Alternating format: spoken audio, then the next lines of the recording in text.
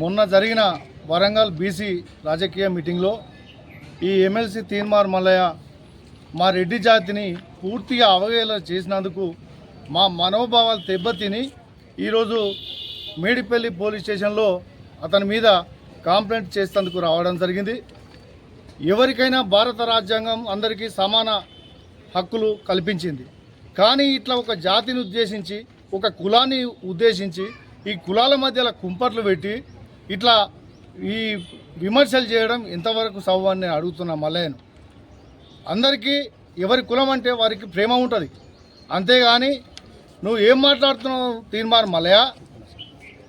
మొన్ననేమో కుక్కల సంఘం అధ్యక్షులు లెక్క అంటావు, నిన్న బీసీల వరంగల్ మీటింగులనేమో బీసీల ఉత్సదాగాలే రెడ్లు అని మాట్లాడుతున్నావు.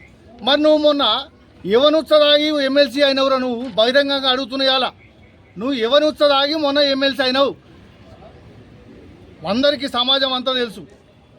ఆయననేమో రెడ్ల ఉత్సదాగి నువ్వు ఎమ్మెల్సీ అయినావు. ఇవాళ గద్దెని ఎక్కినాక మళ్ళీ బీసీ మూసుకు వేసుకొని ఆడికి పోయి బీసీల ఉత్సదాగాల రెడ్లు అంటావు. నీకేం దమ్ము? నీది ఎంతరా? నీ దమ్మెంత? నీ అదెంత? నువ్వు ఒక 300 కాపీ జాతిలో ఉట్టి నీ జాతికి కాదు మొత్తం తెలంగాణ ప్రజలందరికీ క్షమాపణ చెప్పాలి. ఎందుకంటే ఏ జాతిని జాతి పేరుతో తిడితే అందరికీ మనోభావాలు దెబ్బతింటాయి. ఎవరిని తిట్టే నీకు తిట్టే హక్కు ఎవడు ఇయ్యలే. మేము బీసీ బిడ్డలతో మంచిగా కలిసి ఉంటాం. రోజు తెల్లాలు వేస్తే గౌడనలతో అందరితో మంచిగా కలిసి ఉంటాం. ఎవరిని నువ్వు తిట్టదందుకు, మమ్మల్ని తిట్టదందుకు నువ్వు ఎవరిని? ఏదో విడాకులు అంటుండే, దేనికోసం విడాకులట? రెడ్లము బీసీలము ఎప్పుడన్నా పెళ్లిళ్ళు చేసుకున్నా? దీనికి ఏమైనా ధమక్కు ఉందా? పిచ్చికొక్క ఇట్లా గడిచింది అయింది నాకు అనిపిస్తుంది. నాకు మతి స్థిమితంగా ఓలిపోయి మాట్లాడుతుండు. ముందుగా మెంటల్ హాస్పిటల్ వేయాలి.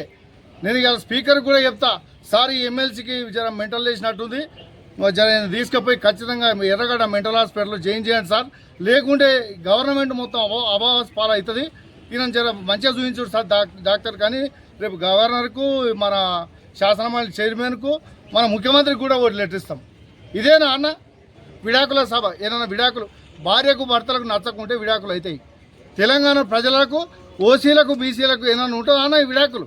భారత రాజ్యాంగం ఏం చెప్పింది? ఇదేనా నువ్వు మేధావుల సంఘానికి అధ్యక్షునువా? ఇదేనా నువ్వు ఒక ఎమ్మెల్సీ? ఇదేనా నువ్వు తప్పుడు వార్తలు ఏం మాట్లాడుతున్నావు? నువ్వు నోరు అరే ఖబర్దార్ మల్లయ్య, నువ్వు ముందుగాల మళ్ళీ నువ్వు రెడ్డి జాతికి బహిరంగంగా ముక్కు నేలకు రాసి క్షమాపణ చెప్పినాక మళ్ళీ అప్పుడు వచ్చి అందరిని నువ్వు మా పెద్ద మనుషులందరినీ పిలుస్తాం. ఇప్పుడు మా అధ్యక్షుడు చెప్పినట్టు 10వ తారీఖు లోపల కాంగ్రెస్ పార్టీ అధిష్టానం ఇతనిపై ఖచ్చితంగా చర్య తీసుకోవాలి. కాంగ్రెస్ పార్టీ నన్ను సస్పెండ్ చేయాలి. ఈయన రాజకీయాలకు పనికిరాడు. ఏమున్నా బ్లాక్మెయిల్ చేయాలి, డబ్బులు సంపాదించుకోవాలి. ఇవాళ పూటకో వేషం కట్టుకుంటా ఈ అందరినీ ప్రలోభాలు పెట్టుకుంటా. మొన్న ఏం పెట్టిండు? బీసీ గర్జన మీటింగ్ సక్సెస్ అయింది అనుకుంటారా? ఏంది మొత్తం ఫెయిల్ అయింది. వరంగల్లో బీసీలో ఇజ్జత్ తీసిండు. ఎవరు ఆయన పెట్టుకుంది ఏంది? రాబోయే ఎమ్మెల్సీ 3 ఎలక్షన్ల గురించి ఎవరో సుందరయ్యనో ఏమోనట, ఆయన గురించి, ఆ సుందరయ్య గురించి మీటింగ్ పెట్టుకొని మమ్మల్ని తిట్టిండు. ఏమని ఇష్టమున్నా తిడుతున్నాడ? నువ్వు పెట్టుకుంటే ఎమ్మెల్సీ రాజకీయ ప్రచారం చేసుకో తీన్మార్ మల్లయ్య, మాకేం అభ్యంతరం లేదు. కానీ ఓ కులాన్ని మాత్రం తిట్టకు. ఇప్పటికైనా బుద్ధి తెచ్చుకో, నీ తీరు మార్చుకో మల్లయ్య.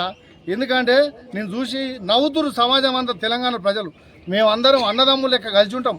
ఊళ్ళల్లో బీసీలము, ఎస్సీలము, ఎస్టీలము అందరం మంచిగా కలిసిమెలిసి ఉంటాం. నువ్వు ఈ కులాల కుంపట్లు రాజేసి మాది ఏం చేయలేవు. సమాజం అంతా గమనిస్తుంది. ఇప్పటికైనా తీరు మార్చుకో, బుద్ధి తెచ్చుకో. ఖబర్దార్ మల్లయ్య.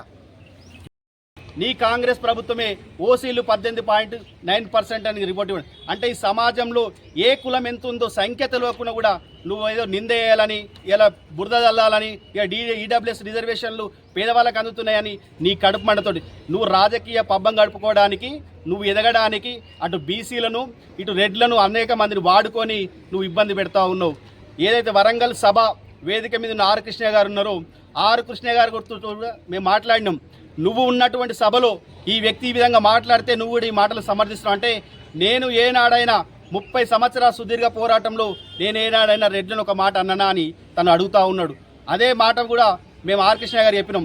మీరు కూడా బయటకు వచ్చి ఆ మాటలకు బహిరంగ క్షమాపణ వాళ్ళని అడగాలి. చింతపండు నవీన్ చెప్పించాలి. లేకపోతే మీరు వేదిక మీద ఉన్నారు కాబట్టి మిమ్మల్ని కూడా రెడ్లు తప్పుపట్టే అవకాశం ఉంది. కాబట్టి మీరు తక్షణమే చింతపండు నవీన్ తోటి బహిరంగ క్షమాపణ చెప్పించడానికి కూడా మేము ఆర్ కృష్ణ గారికి డిమాండ్ చేసినాం. ఈ సమాజం గమనించాల్సింది. ఇలాంటి వ్యక్తులను, ఇలాంటి చీడపురులను ఇక ఏ రాజకీయ పార్టీలో ఉన్నా, ఏ పదవి కోసం వీళ్ళు పోరాటం చేసినా, ఏ పదవి కోసం వీళ్ళు ఎన్నికలకు పోయినా కూడా కేవలం ఇలా రెడ్లే కాదు, నీ జాతి ఎవరైతే బీసీలు అనుకుంటున్నావో బీసీలతో పాటు నీ కులం మునూరు కాపులు కూడా ఇలా నీ పైన విరుచుకపడతా ఉన్నారు. ఇలాంటి చీడపురుగు ఏ కులంలో ఉండొద్దు, ఏ రాజకీయ పార్టీల్లో ఉండొద్దని ఇలా ప్రజలందరూ కోరుకుంటా ఉన్నారు. ఇప్పటికైనా నువ్వు బహిరంగ క్షమాపణ చెప్పాల్సిందే. ఒకవేళ బహిరంగ చెప్పకపోతే కొద్ది రోజుల్లోనే కాంగ్రెస్ పార్టీ నియమేట్లు చూసి రెడ్డి జాగృతి భవిష్యత్తు కార్యాచరణ కూడా ప్రకటిస్తామని తెలియజేస్తా ఉన్నాం. ఈ 10వ తారీఖు వరకు అంటుర్రా? 10వ తారీఖు తర్వాత ఎలా ఉంటుంది మీ కార్యాచరణ? 10వ తేదీ వరకు మేము కాంగ్రెస్ పార్టీకి సమయం ఇస్తూ ఉన్నాం. ఆ లోపు వాళ్ళు తనతోటి బహిరంగ క్షమాపణ చెప్పించాలి, లేదంటే కాంగ్రెస్ పార్టీ తనను సస్పెండ్ అయినా చేయాలి. ఈ రెండు చేయకపోతే భవిష్యత్ కార్యాచరణ ప్రకటన ఎట్లుంటుందో చెప్తాం. ఎందుకంటే ఇప్పుడే చెప్తే ఎలా ఉంటుందని చెప్పడం. తక్షణమే మేము ఏదైతే కాంగ్రెస్ పార్టీ అధ్యక్షులు ఉన్నారో మహేష్ కుమార్ గౌడ్ గారిని కలుస్తాం. అదేవిధంగా ఉప ముఖ్యమంత్రి బట్టి విక్రమార్క గారిని కలుస్తాం. రాష్ట్ర ముఖ్యమంత్రి రేవంత్ రెడ్డి గారిని కూడా కలిసి పూర్తి వివరణ తీసుకుంటాం. మేము ఏది చెప్పాలనుకున్నామో తలకు చెప్తాం. వాళ్ళు ఈ యొక్క చర్య పైన నిర్ణయం తీసుకోకపోతే ఇది సహేతుకం కాదు, ఇది చేసిన తప్పుడు పని అని తన మీద ఏ చర్య తీసుకోకపోతే మాత్రం ఇది కాంగ్రెస్ పార్టీ మాత్రం ఖచ్చితంగా ఈ అబండం మోయాల్సిందే. కాంగ్రెస్ పార్టీ పూర్తిగా రెడ్లకు అందరూ కూడా దూరం అవుతుంది. అదే కాదు, ఇంకో విషయం కూడా చెప్తా ఉన్నాం. ప్రజాప్రతినిధులు ఎవరైతే ఉన్నారో కాంగ్రెస్ పార్టీ కానీ, టీఆర్ఎస్ పార్టీ కానీ, బీజేపీ పార్టీ కానీ, ప్రతి ఒక్క ప్రజాప్రతినిధి మీరు మాట్లాడాల్సిందే, మీ గొంతు విప్పాల్సిందే. ఎందుకంటే ప్రజాప్రతినిధులను తిట్టుకుంటా ఇలా పేద రెడ్ల పైన కూడా మాట్లాడుతూ ఉన్నాడు. మీ ప్రజాప్రతినిధుల వల్లనే ఇలా రెడ్లకి